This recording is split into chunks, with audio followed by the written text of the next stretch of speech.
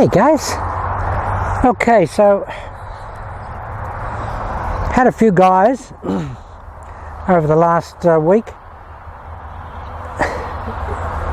say, hey JH, there must be times when you get on a golf course where there's no trees and big fairways and you want that extra 20 yards with the driver. What do you do? Well, there are occasions when I just want some distance and I just throw caution to the wind. But invariably for me, guys, it's about hitting the ball better, not harder. And I remember Sam Snead when he came to Australia and did an exhibition back in the late 70s, and he mentioned in the clinic, someone said, oh, you know, how do you hit it another 20 yards, Sam? And he said, I just try and hit it better, not harder. And I said to Mo Norman, how do you hit it further when you want to? He said, I just coil more. And so for me, guys, when I want to hit it a little bit longer, I'm just really deliberate with the loading of the golf club on the backswing. I almost try and just creep the golf club back. It's almost like a ratchet. Sort of a click, click, click, click, click, click, click, I'm ready. And I don't start down till I've got the ratchet back exactly where I want it. Okay, so I'll hit a couple of what I term hammer time shots. Now I'll go for the extra 20 yards.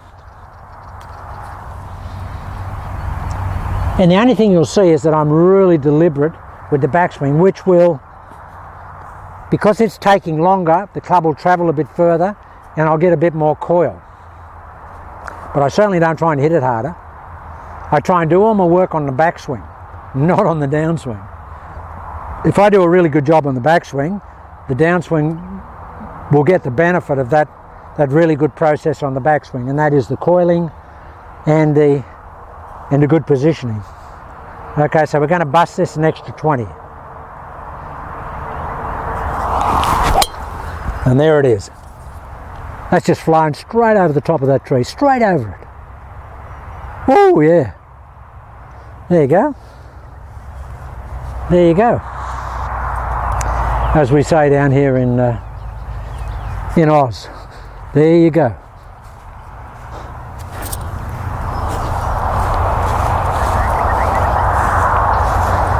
Now guys, you probably didn't see a lot of physical difference in that, but I just concentrated on really winding that up. It felt like it was a much slower swing and the duration was just longer. And I really do try and see the ball hit. Try and keep that chin outside the right knee.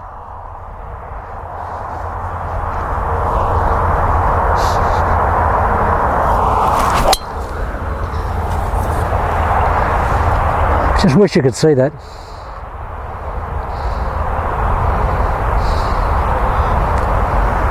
I mean, that doesn't move. I mean, when people say, oh, I hit the ball straight.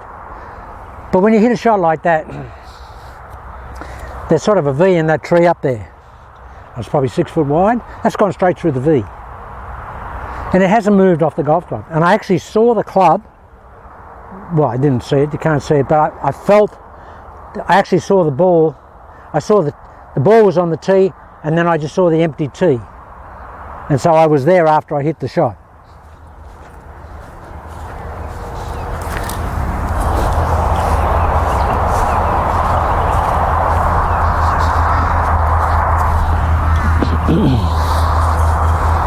So I don't know what that looks like, but I mean, I really hit that fantastic and hit it longer. Now invariably that would be into the round somewhere. I wouldn't do that on the first tee because I wouldn't be loose enough to do that. You need to have, a little bit of a warm body, and so you can really do that stretch. And again, what I do, guys, is I see that silver thread that Mo Norman sees from the ball to that V in the tree. See that?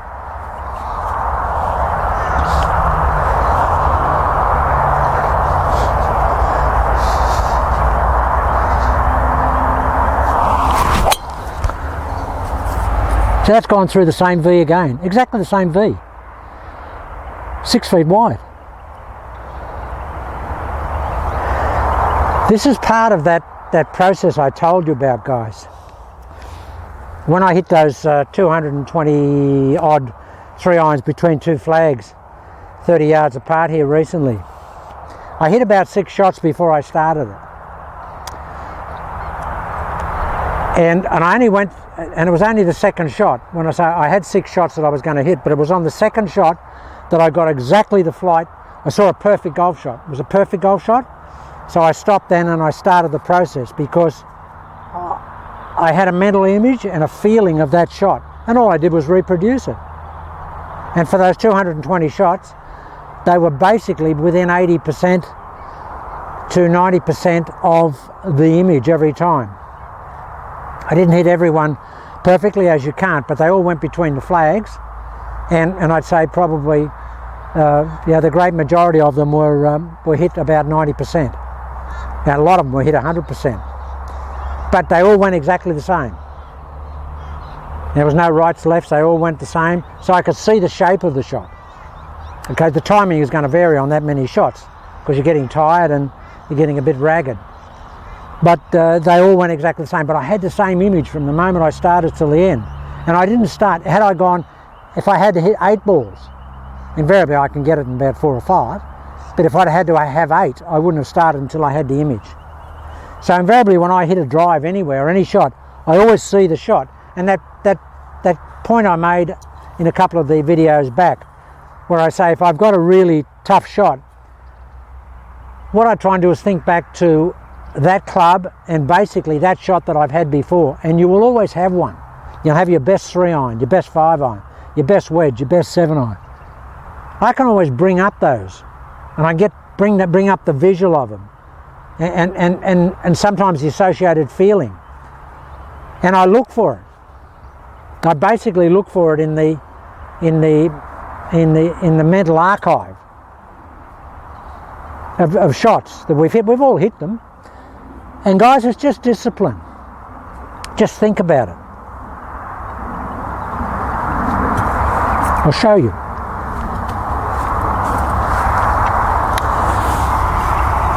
As my little grandson William, we call him King William, he has he's an autistic little guy, he's the nicest person in the world, but he has a famous saying, "I'll show you, Poppy." That's what he says. I'll show you. You ask me something, he said, "I'll show you." So I'll show you.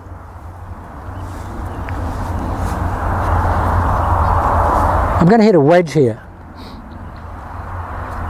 I'll hit it this way. There's a patch out here at about 115 metres. Now I've hit that patch before. It's only about 10 feet across. Now I hit some shots here yesterday afternoon, and I hit about 20 of them in a row that just went like just straight in there. Now I know what they feel like. I'll see if I can reproduce it. I'll see it. I can remember those shots. I remember the last one. The last one I hit really went up through my hands. As Hogan says, it comes through the club, in the shaft, up your arm and into your heart. That's the feeling of purity of strike. And I don't get a lot of purity of strikes, guys. But I'm visualising that shot. Now I'm going to hit it to that bare patch. I'm just going to hit it to that bare patch. I can see it. There's a couple of ducks around it. So we might have cold duck for lunch. So I'm going to say the ducks out there is duck, boys, because this is coming. This is incoming. Yeah, the ducks are right either side of it. Okay, so here we go. Seeing it.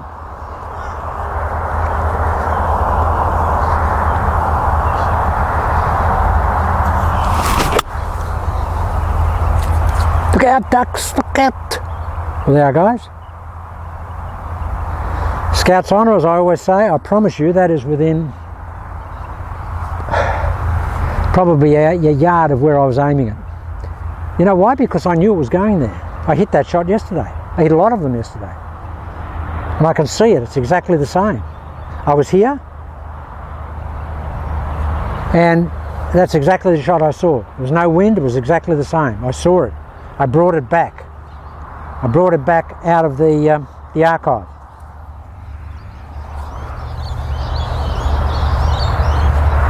So guys, there are so many things that we can do when we play golf if we're diligent. We don't need to be, don't just get the shot, get over the shot and just dispatch it. Just think about what you're doing. Just think back to the great players, like Hogan. I mean, the amount of time that he took to hit it, the amount of time Jack took to hit it. Greg Norman.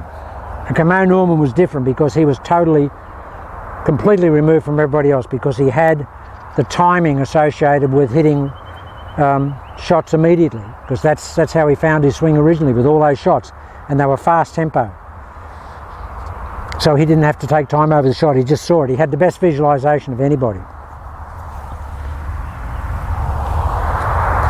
So that's it guys, look for the silver thread, see the shot,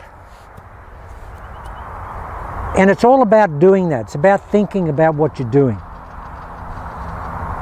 I mean, I keep going back to that famous saying of Jackie Burke about Hogan, that Hogan was thinking about 100 things at one time. And that guy that asked Hogan that famous line where he said to Hogan, "Oh Ben, do you think about this on the backswing?" And Hogan just looked at him with that piercing stare and just said, "I think about everything, Sonny." And that's what he said, "I think about everything, Sonny." And I think that's why he was so good, because he did think about everything. I don't think there's any such thing as an automatic golf swing. I've never had one. Even people who think they have one, I don't think they have one. They think they do. All right, we'll just hit one out here. Now there's a really small bare patch up there. It's a long way. It's about 125 for a wedge.